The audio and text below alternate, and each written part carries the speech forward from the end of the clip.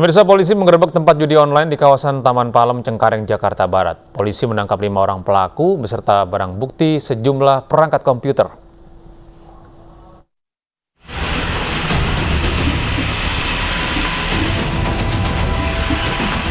Kepolisian dari Unit Reskrim Polsek Cengkareng menggerebek tempat judi online di Ruko Taman Palem, Cengkareng, Jakarta Barat.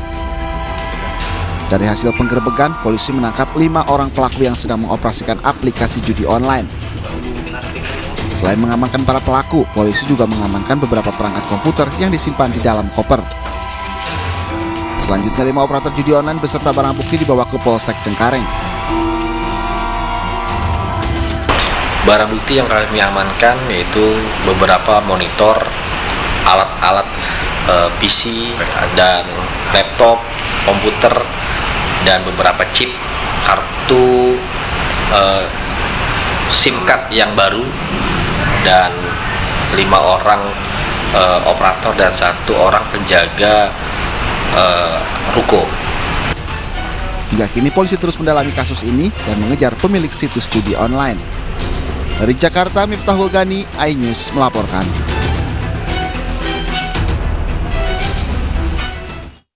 Seorang oknum TNI menganiaya petugas keamanan di perusahaan jasa pengiriman viral di media sosial. Meski telah berdamai, oknum TNI berpangkat Serka itu tetap menjalani proses hukum secara militer.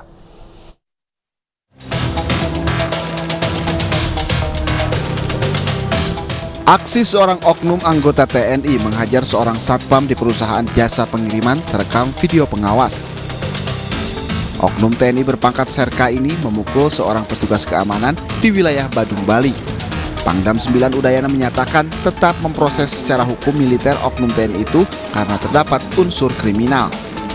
Saya menghadap kepada Pangdam bahwa karena ini ada tindak pidana pemukulan, sehingga dari petunjuk Pangdam ini harus diproses secara hukum militer. Nah, sementara saat ini sedang menjalani proses hukum, dimungkinkan akan nanti POM yang akan melaksanakan penyelidikan. Dari penyelidikan terungkap aksi pemukulan berawal dari ketidakpuasan pelaku terhadap paket yang diterima. Pelaku protes ke gudang jasa pengiriman, namun satpam perusahaan yang mengarahkan pelaku agar menyampaikan pengaduan ke tempat lain yang telah disediakan. Namun, pelaku tidak terima hingga terjadi pemukulan. Dari Denpasar, Indira Ari, iNews melaporkan. Pemirsa, ayah dan anak pelaku pembunuhan satu keluarga di Waikanan, Lampung meminta maaf dari balik jeruji besi. Keduanya tega menghabisi nyawa 5 anggota keluarganya sendiri hanya gara-gara berebut warisan.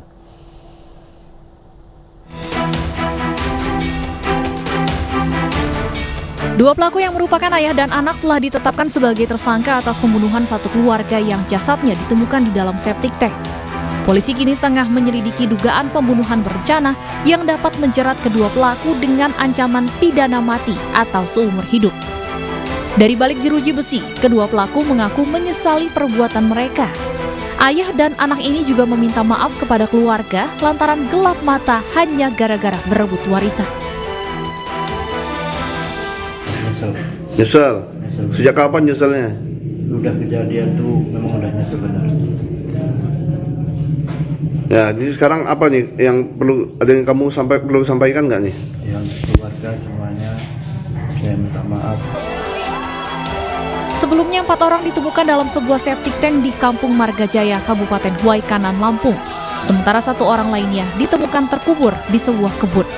Kelima korban merupakan satu keluarga. Penemuan berawal dari kecurigaan warga yang sudah lama tidak melihat keberadaan keluarga ini. Dari hasil penyelidikan, polisi menangkap 2 tersangka yang merupakan ayah dan anak dan masih memiliki hubungan keluarga dengan kelima korban. Dari Waikanan, Lampung, Andres Avandi, iNews melaporkan.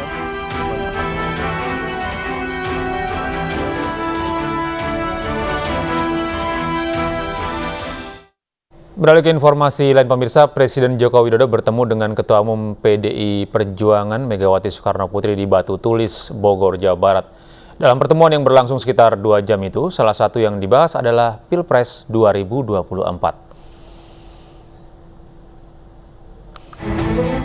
Pertemuan Megawati dan Jokowi berlangsung dalam suasana kontemplatif, membahas berbagai masalah bangsa dan negara.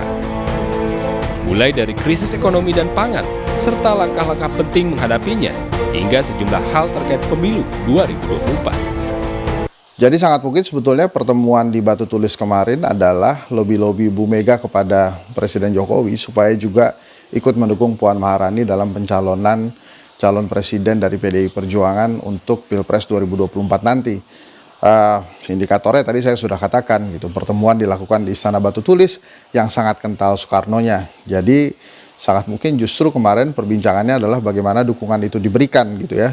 Dan bagaimana nanti peran Ganjar Pranowo ya bila tidak mendapatkan tiket dalam langkah pemenangan Mbak Puan nantinya. Pihak DPP PDIP menyebut Megawati dan Jokowi berharap pemilu 2024 menjadi momentum kebangkitan Indonesia Raya dan sekaligus kesinambungan kepemimpinan.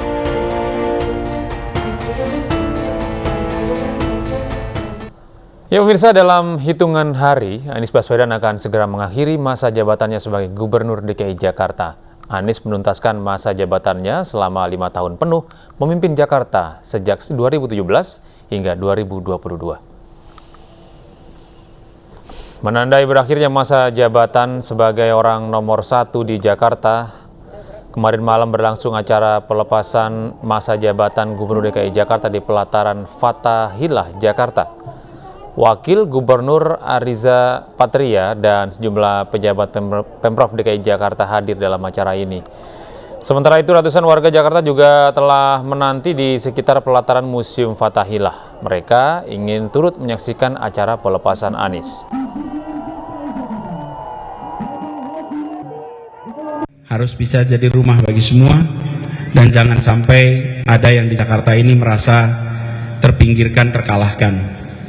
PR-nya belum selesai, masih banyak lagi kampung-kampung di Jakarta yang harus dituntaskan, dan ini adalah harapannya tanggung jawab dari Pemprov yang secara berkelanjutan, secara estafet terus-menerus tuntaskan. Alhamdulillah 5 tahun ini sebagai awalan baru, mudah-mudahan kedepannya ini bisa dijaga dan diteruskan. Itu kalau ditanya perasaan pada malam hari ini. Sebelumnya Anies juga menghadiri tablik akbar sekaligus peringatan 117 tahun Syarikat Islam di Masjid Istiqlal, Jakarta. Kedatangan Anies disambut teriakan "Jadi Presiden 2024" oleh jamaah yang hadir. Menanggapi hal ini, Ketua Umum Syarikat Islam Hamdan Zulfa membantah teriakan meriah jemaah merupakan pemberian dukungan terhadap Anies untuk menjadi presiden. Hamdan memastikan jika organisasi yang dipimpinnya akan tetap berjalan di jalur independen dan fokus dalam berdakwah. Datang dari lewat depan sana, deretan bisnya luar biasa banyaknya. Tadi tidak ada. Memang kita ini tetap independen dalam gerakan politiknya karena kita fokus pada dakwah ekonomi. Jadi itu intinya. Tapi kaum syarikat Islam sangat mengerti dan sangat memahami, mereka sangat cerdas untuk siapa pemimpinnya yang layak bisa dipercaya. Karena itu itulah yang kami ajarkan kepada Islam. Dukung Anies Baswedan di Pilpres 2024, puluhan relawan menggelar aksi bentang spanduk bubuh tanda tangan di lapangan Sempur, Kota Bogor, Jawa Barat. Warga yang tengah berolahraga pada Minggu pagi membubuhkan tanda tangan serta pesan dan harapan kepada calon presiden mendatang di atas spanduk relawan Anies Baswedan. Dari hasil bentang spanduk, para relawan mengumpulkan lebih dari 2.500 tanda tangan sebagai bentuk dukungan terhadap pencalonan Anies Baswedan. Relawan menargetkan jumlah pendukung sukarela terhadap pencalonan Anies sebanyak 100.000 tanda tangan di wilayah Jawa Barat.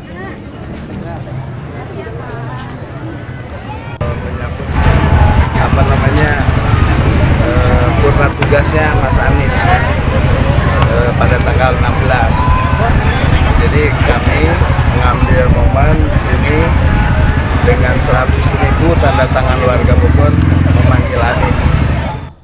Sementara itu, dukungan kepada Ganjar Pranowo dalam Pilpres 2024 datang dari para kader Partai Persatuan Pembangunan Jakarta Selatan.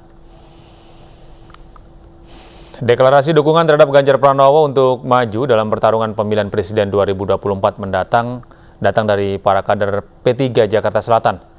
Mereka menilai Ganjar telah terbukti bekerja untuk masyarakat tanpa memandang suku, agama, dan ras. Selain itu, Ganjar juga merupakan putra dari salah satu pendiri Partai P3 di Jawa Tengah.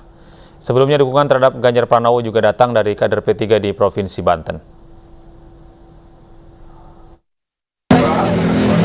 Pertama, kita lihat kinerja beliau dalam memimpin Jawa Tengah selama 2 periode telah menunjukkan keberpihakannya terhadap rakyat kecil dan pembangunan.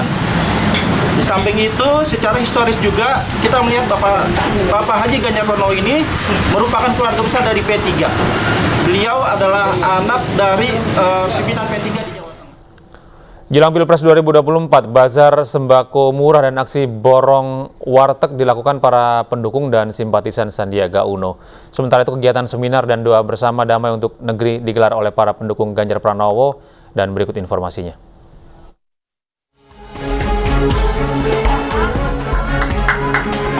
Bazar sembako murah terus digencarkan oleh UKM Sahabat Sandi dan kali ini kegiatan dilaksanakan di Bandar Lampung.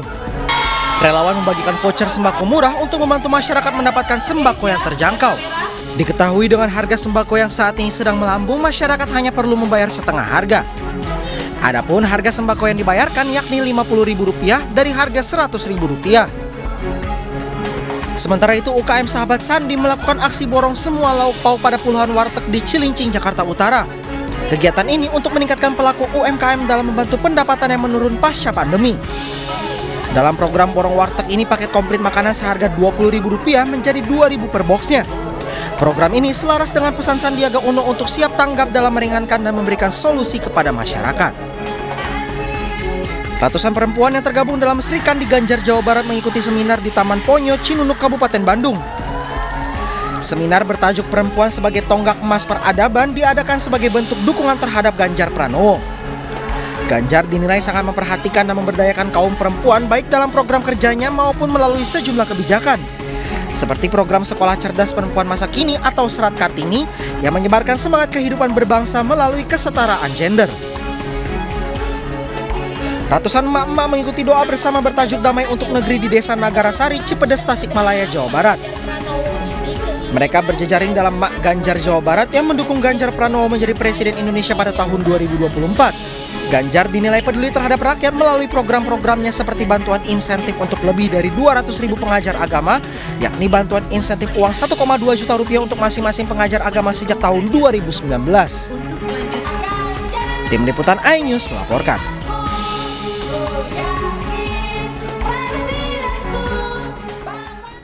Pemirsa, konsep pertanian modern yang dilakukan para petani milenial di Jawa Tengah diharapkan dapat menjadi masa depan ketahanan pangan nasional. Hal ini diungkapkan oleh Gubernur Jawa Tengah Ganjar Pranowo usai menghadiri kegiatan diskusi petani muda di Buleleng, Bali.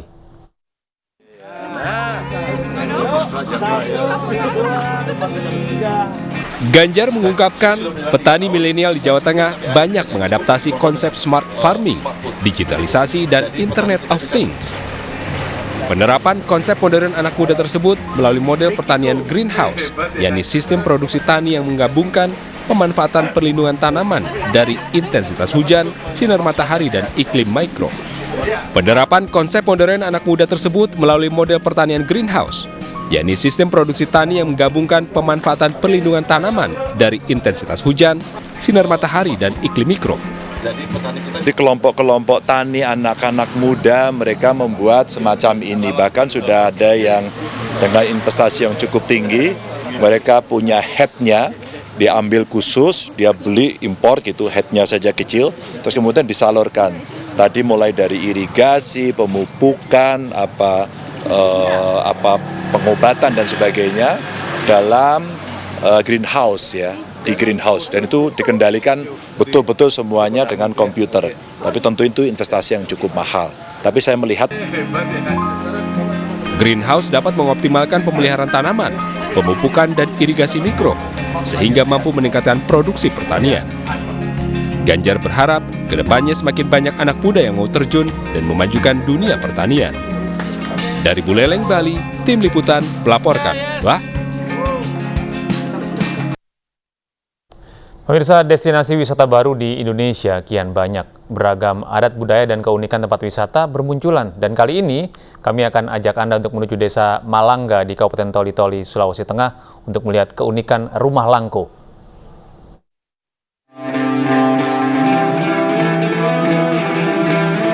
Desa Malangga dihuni oleh berbagai suku. Selain mayoritas suku Bugis, di sini juga terdapat suku Dondo, Toli-Toli, suku Mandar, suku Buol, suku Sanger hingga Toraja yang menggantungkan hidupnya sebagai petani cengkeh, coklat, dan kelapa.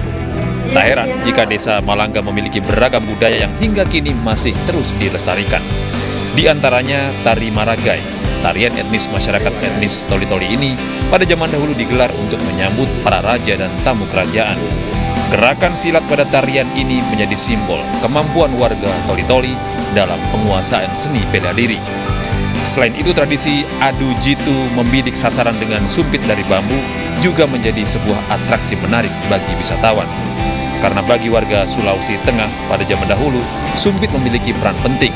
Selain sebagai alat berburu, sumpit digunakan sebagai alat pertahanan diri dari berbagai ancaman. Di desa ini, wisatawan juga dapat mencoba bermain gasing dengan dua cara, yaitu adu durasi putar dan adu kekuatan gasing. Tidak hanya adat dan tradisi, rumah warga desa Malangga atau disebut rumah langko cukup unik. Atap rumah langko dapat dibuka dan ditutup. Konstruksi cerdas ini sengaja dibuat untuk menjemur hasil bumi, terutama cengkeh, agar cepat kering.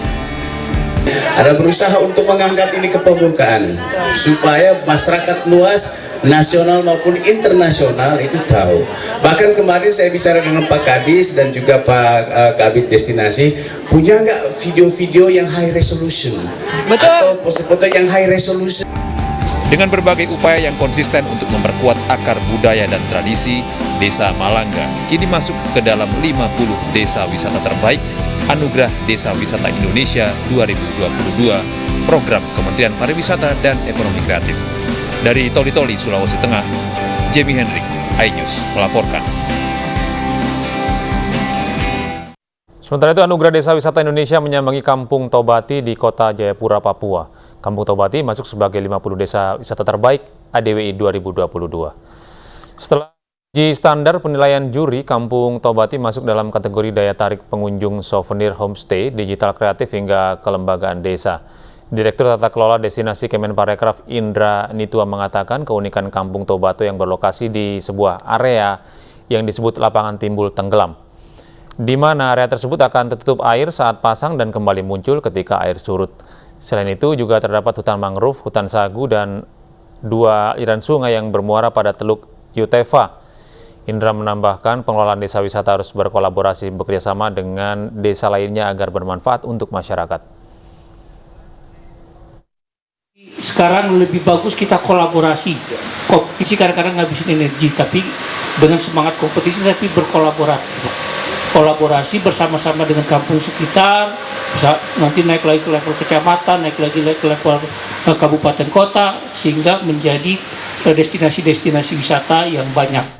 Merayakan 30 tahun hubungan persahabatan, misi India di ASEAN menggelar Bazar Diwali di Jakarta. News Pagi akan segera kembali.